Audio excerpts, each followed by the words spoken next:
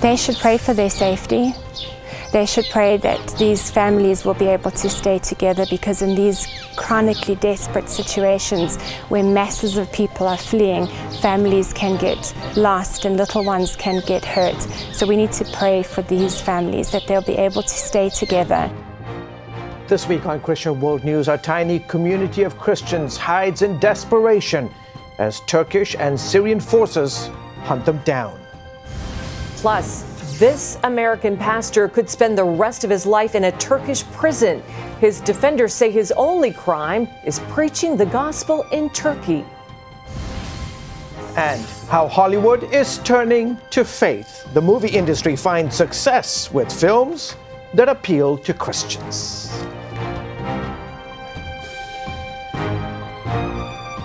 Hello everyone, welcome to this week's edition of Christian World News. I'm George Thomas. And I'm Wendy Griffith.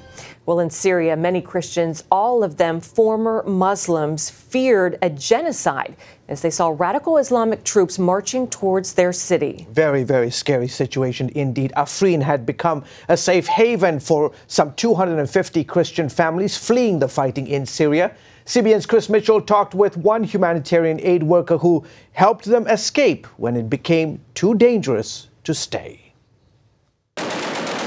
As the battle over Afrin grew closer to the city, many Christians found themselves in grave danger. This is a church service of the Christians crying out to God for deliverance as Turkish and Islamic forces drove towards Afrin.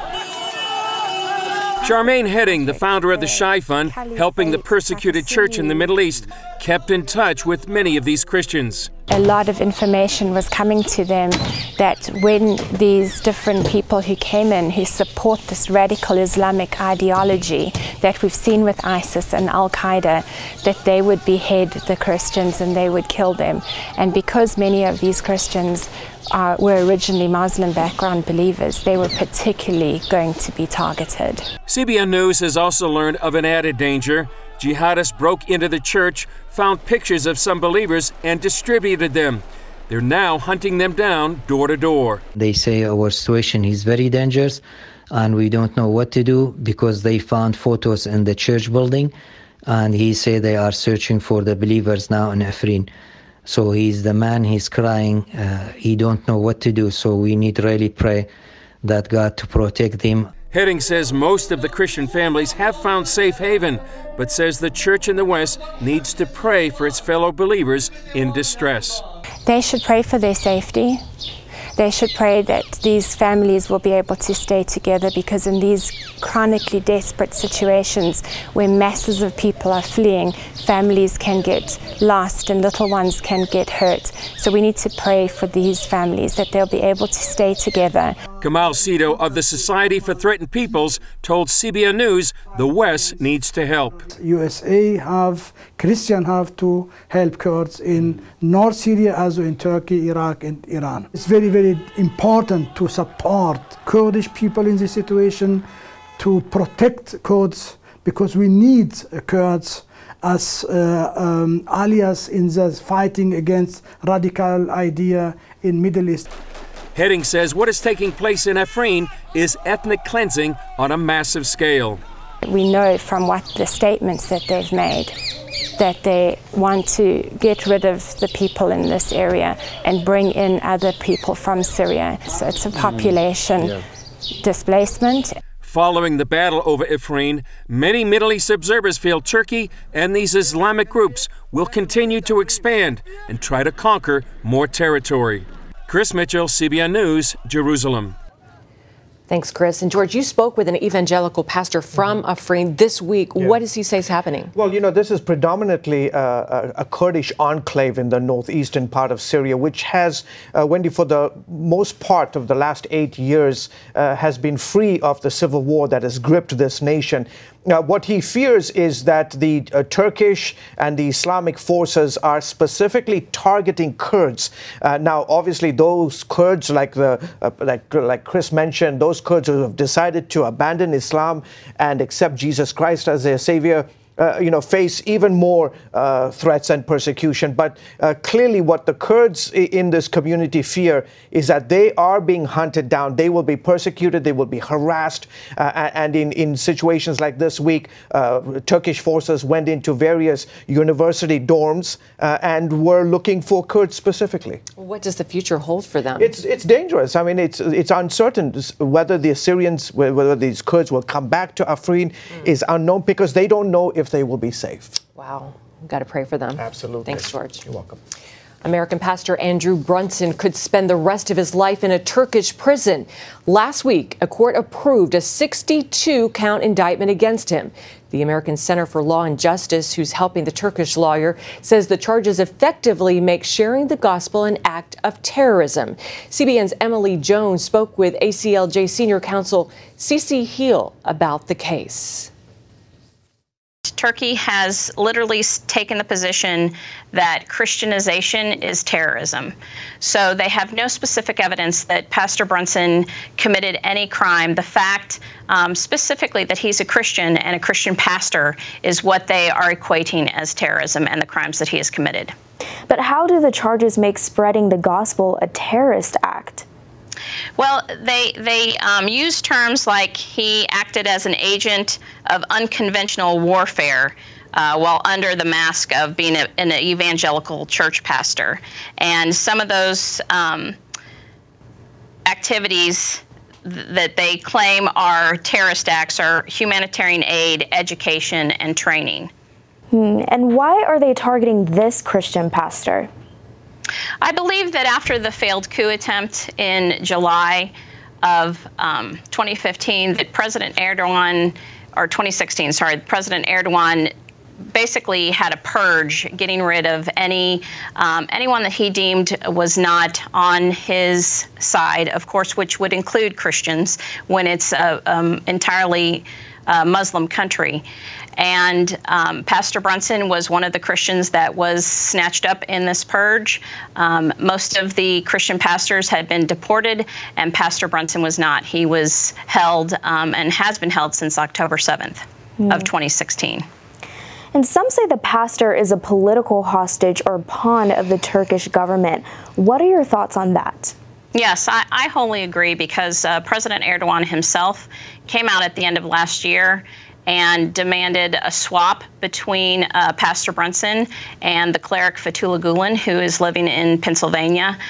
So it seems that Pastor Brunson has indeed just become a political pawn that Turkey has determined to use to swap.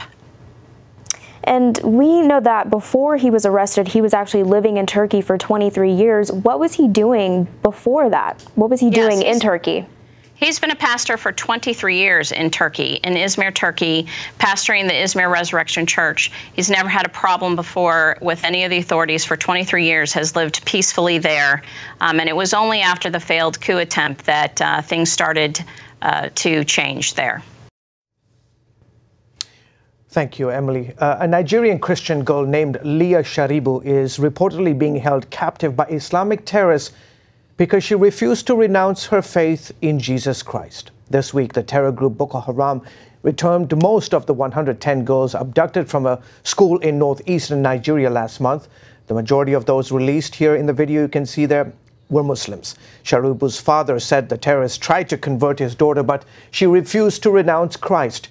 In 2014, the group abducted 276 schoolgirls from Chibok, and about 100 are still missing.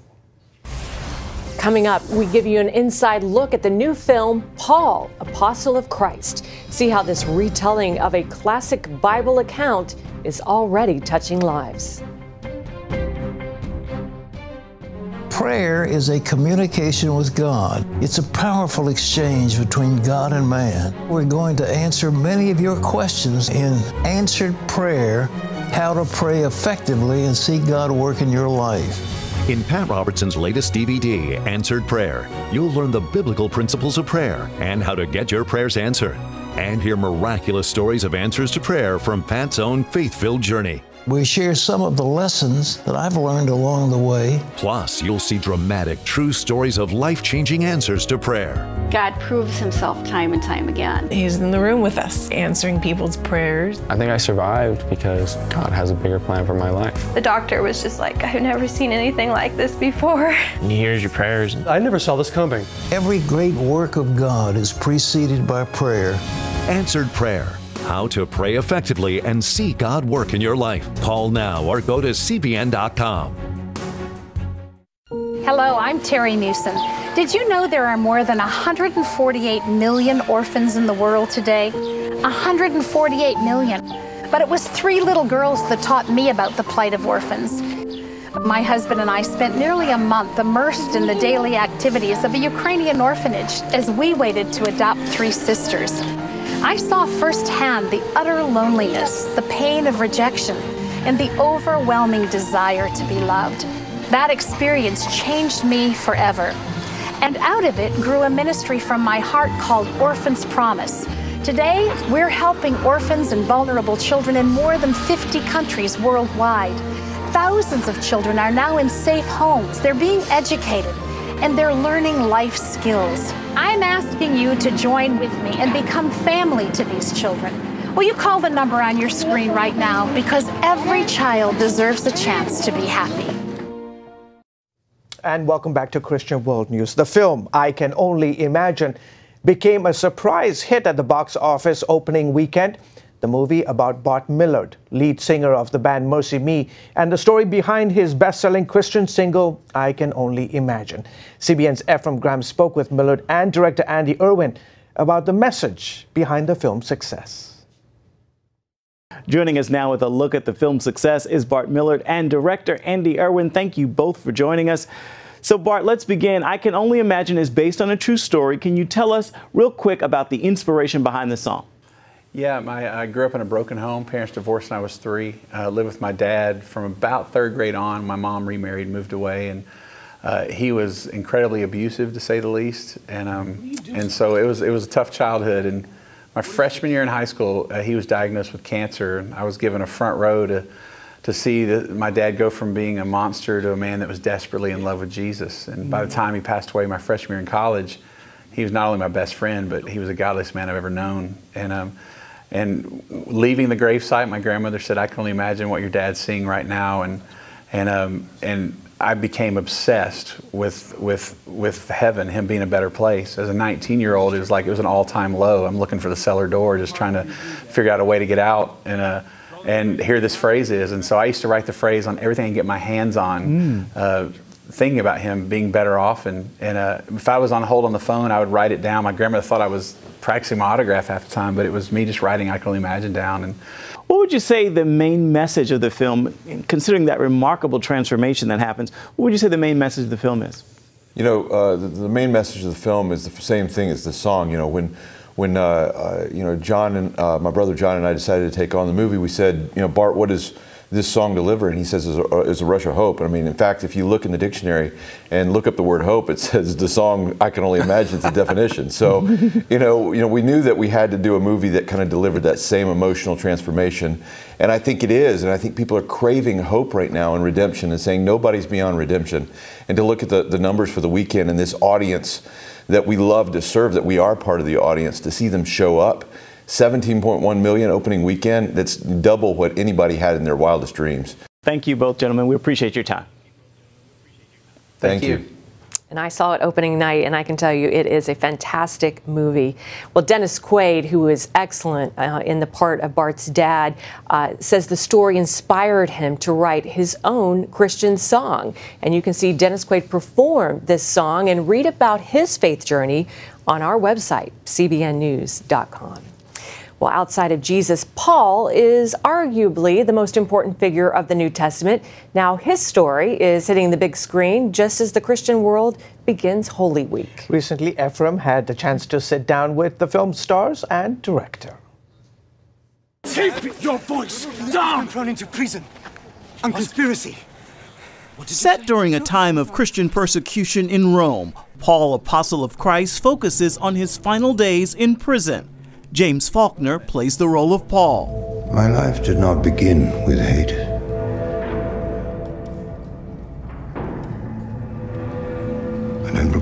feeling as a child.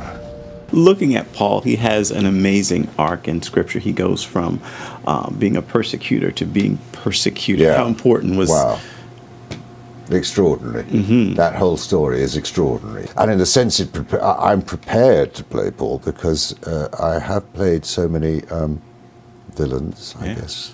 There is still some love in me, and this may reawaken it. Nice. And it did. Mm. It was, for me, a transformative experience to play Paul. How so?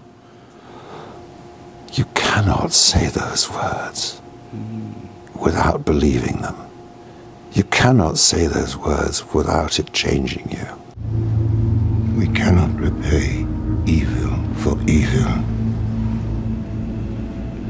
Evil can only be overcome with good. What did you tell them? Love is the only way. Jim Caviezel plays the role of Luke, who risks his life to visit Paul in prison. So you deliver an unforgettable performance in Passion of the Christ that people all these years later, myself included, still talking about. Red. You haven't done a biblical film since then. That's right. What is it about Luke that made you say, yeah, this is the return? It wasn't necessarily about Luke. It was finding the right story. What I'm looking for is common sense. Yeah. And there was a common sense to this. It wasn't a film that just beat you over the head. I realized that this movie someone who doesn't know who God is, I mean, anything about him, that it would have a massive effect on him. The film's director, Andrew Hyatt, also wrote the film. For him, Paul's story is his story. I walked away from the church for about 7 years, and then I had a major reconversion back, very much in the vein of St. Paul, a Damascus Road type experience. It's a story that touched many on the set. I just happened to go through a personal experience that was so rough this last year. My wife lost her brother. We were on the precipice of losing one of our best friends. He was a mentor to me. You know, every morning we would get up and go swimming and down to the ocean. Stories like, you know, doing the Passion and then not being able to get the jobs that you used to get. Yeah. And here's a film that is that successful and you're treated like a bum on the street in your own industry, you know. And he always was the right kind of person that was so authentic to me because he always got me focused on not being a victim. When he died this last year, it was a cross and it hurt, but I was able to expiate my pain playing this guy, and I was able to now see what this story could be. It's really a mentor relationship. Is this preparing you for the follow-up to Passion? Most definitely. It's part of the plan. It's part of the way. And it doesn't mean that we're going to not have any crosses along the way. The Passion of the Christ had a cross that was just that close to taking my life. A lightning strike, open heart surgery. You know, it was traumatic. The loss of your Hollywood friends, and you know, but would I change that direction? No, it was the greatest thing ever. Yes, it was. Well, still ahead, using the language of music to communicate the message of the gospel.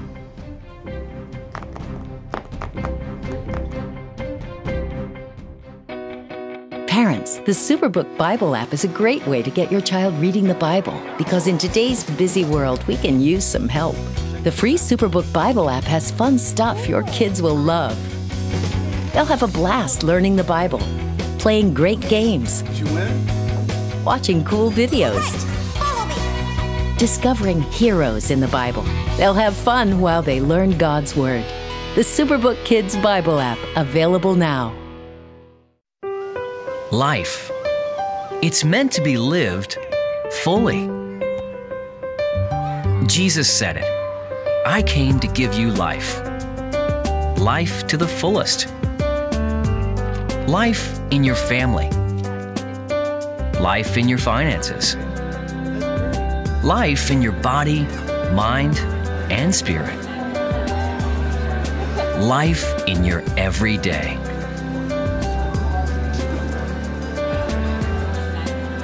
At CBN.com, we're taking what Jesus said seriously.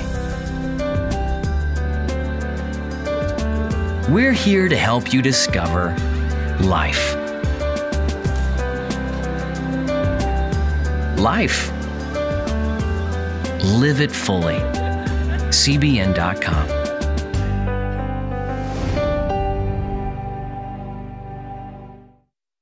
All of a sudden, everything starts to let go.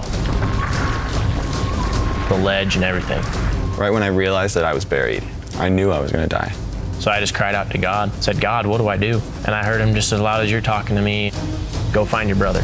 See miraculous stories like this in Answered Prayer. Pat Robertson's latest teaching uncovers the keys to help you get results, break down barriers, and build dynamic faith to receive your answered prayer. Available now. And welcome back to Christian World News. You know, many Americans visited China this year to participate in the Chinese New Year celebrations. Well, now some say they want to return to share God's love to unreached people. Mengfei Li has the story. All was quiet as the day begins in Xiangping village of China's Hunan province.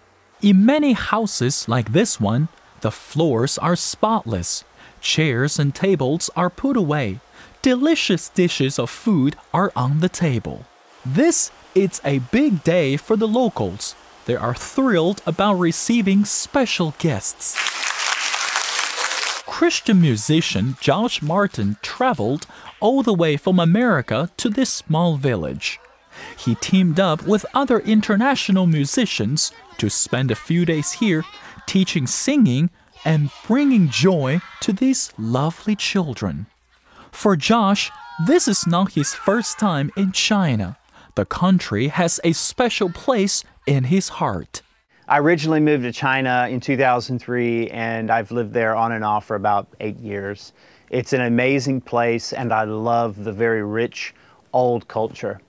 A music producer, Josh says his passion for music all started back in college.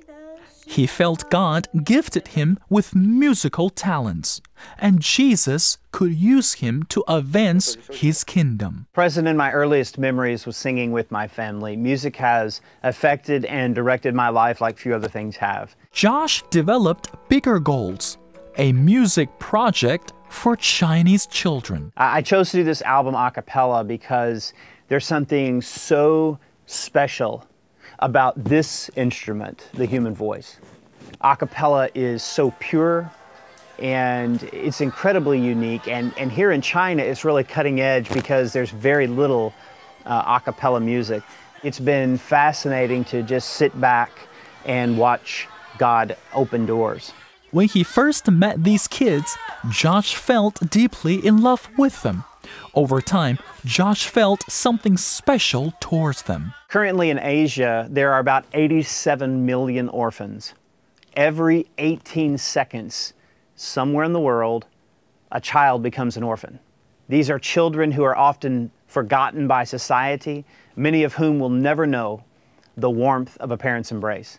American singer Tim Storm was deeply touched by Josh's passion for the Chinese orphans. We've been trying to accomplish two main goals from the beginning of this project. One is to put out great music and give people more musical resources. And two is to raise money for charity. Josh and the locals took a vacant government building and turned it into an orphanage.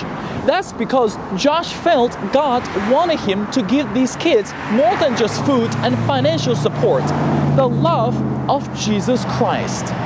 Josh Martin is no longer a stranger to those children. They fell in love with this funny American guy. They often invited Josh to join them for lunch and told him interesting stories and taught him Chinese words. During his recent trip, Josh brought additional friends. Meng Huiyuan is a Chinese rising music star. Singaporean music star Jarek Tan flew to China too. The three of them are working on a new music project for these kids. Their desire is to allow music to touch these lively souls. When Josh shared his ideas with me about the project, I was very excited. It's the message of love to the children. They are so cute and open to learn a lot of things. Only in a few days, Jared Tam built meaningful friendships with these kids. I think that they will find something unique that makes them smile and gives them joy. As Josh and his team continue to travel around China, he's hoping that God will bring more talented musicians to this nation. More importantly, Josh is praying that more children will fall in love with his songs and know the love of Jesus. Meng Fei Li, CBN News. That's awesome. Always looking for creative ways to share the gospel of Jesus Christ in that great country. I love it. All right. Well, we'll be right back. Stay tuned. Hello? Is this thing on? Hey, kids. Do you love games? And do you love discovering things? Yeah! Well, do ya? Then you're gonna love this. It's the new free Superbook Kids Bible app. You can play games, watch videos, find answers to your questions, and a whole lot more. The new Superbook Kids Bible app. Free downloads available on iTunes and Google Play now. Hello, I'm Terry Newsom. Did you know there are more than 148 million orphans in the world today? 148 million. But it was 3 little girls that taught me about the plight of orphans. My husband and I spent nearly a month immersed in the daily activities of a Ukrainian orphanage as we waited to adopt 3 sisters. I saw firsthand the utter loneliness, the pain of rejection, and the overwhelming desire to be loved. That experience changed me forever. And out of it grew a ministry from my heart called Orphans Promise. Today, we're helping orphans and vulnerable children in more than 50 countries worldwide. Thousands of children are now in safe homes. They're being educated, and they're learning life skills. I'm asking you to join with me and become family to these children. Will you call the number on your screen right now? Because every child deserves a chance to be happy. When you give, smiles grow bigger. When you care, homes are happier. When you comfort, the hurt goes away. When we all come together to love, miracles happen.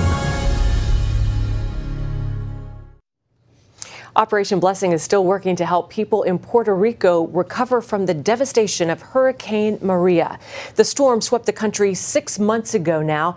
Many are still without power and safe drinking water. Operation Blessing stepped in to help a single mother whose restaurant suffered extensive damage. OB helped restore her kitchen with brand new equipment and supplies.